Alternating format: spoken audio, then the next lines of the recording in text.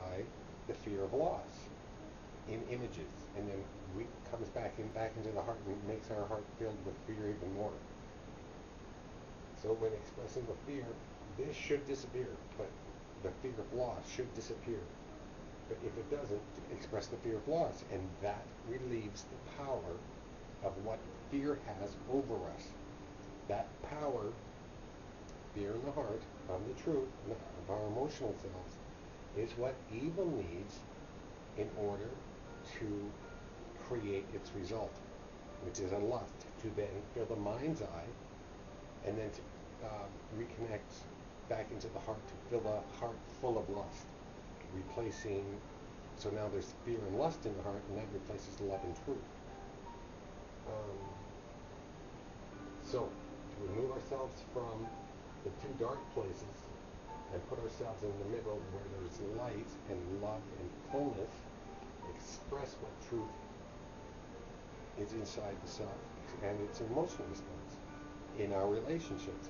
Express to the self first, to have a relationship with the God Spirit inside of us, and then express to someone, the person in your relationship, in the now, as you're speaking to the other person. And if fear comes up, destroy its power by nurturing the fear. You know what? Look at fear as a hurting, lonely child. And if the self can then understand that of itself and then express what you're afraid of, then it relieves the power. And you're actually nurturing the fear by speaking its truth. Same with the fear of loss. And when you're there, and a lot of people get to be in a stuck state, not knowing then what to do with the fear and the truth of the self, and you're still unbalanced if you don't know what to do. So, the one thing any self can do is ask itself in silence, what might I do about this? This fear I have, or this truth I have that's still unresolved. Asking yourself, what might I do about it? You can sit in silence and let intellect give you the answer. That's how the Christ Spirit works. Influencing possible outcomes to what the fear is. Giving the self a detailed description of what might become of the question you're asking your own self in intellect.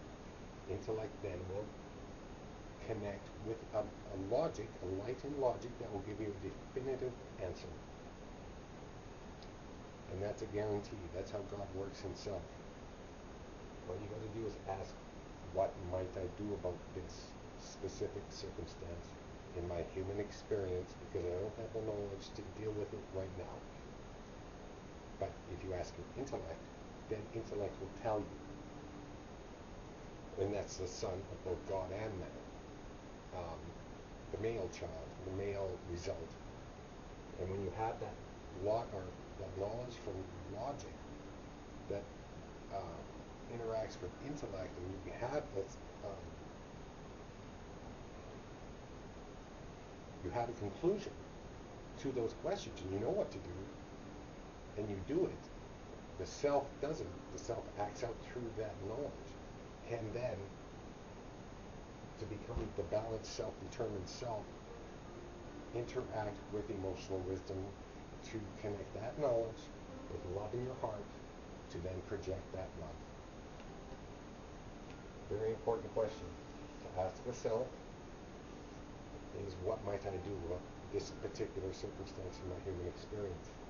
This is a very good tool also to use in our relationships.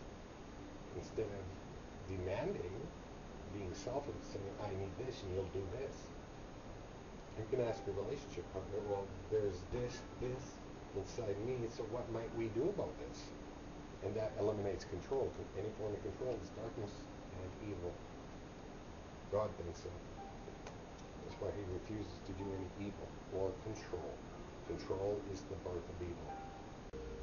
Learn how to become balanced, self-determined, from being fear-ridden, and when we're When we're responding to our fear, we either become selfish, is selfishly determined, or pleasing people through our determination, or it's called other determined, but what that means is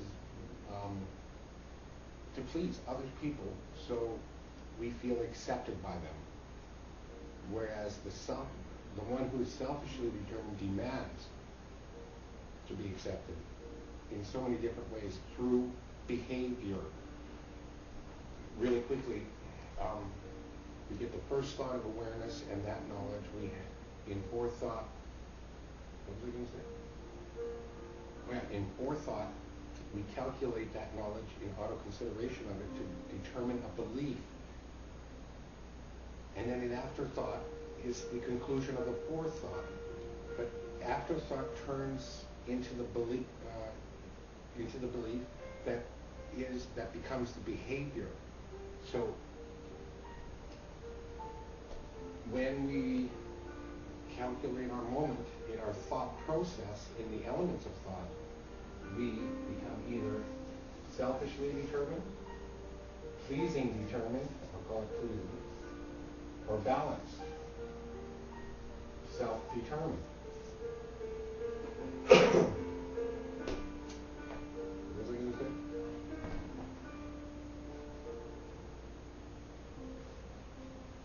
When we're selfishly determined, we're dark. We're in the darkness of ourselves. When we're pleasing others, we know mostly what the truth and emotion is, but we're too afraid to say it. This is fear-ridden, this is desire-ridden, really.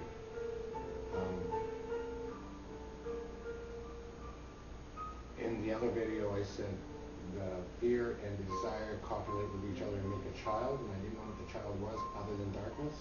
That child that's born from fear and desire, calculating in our thought and our heart of fear, is lust. And lust for, there's so many, everything. And the person who's selfishly determined lusts for acknowledgement and demands it and works darkness to make sure it happens at the expense of others. Somebody who's willing to please others while denying them their own selves in need of acknowledgement is lusting after acknowledgement through pleasing other people. So you please them, and then we feel some kind of acknowledgement. Where acceptance, that's not acceptance, but that's what these ones do. We please to feel accepted, and that means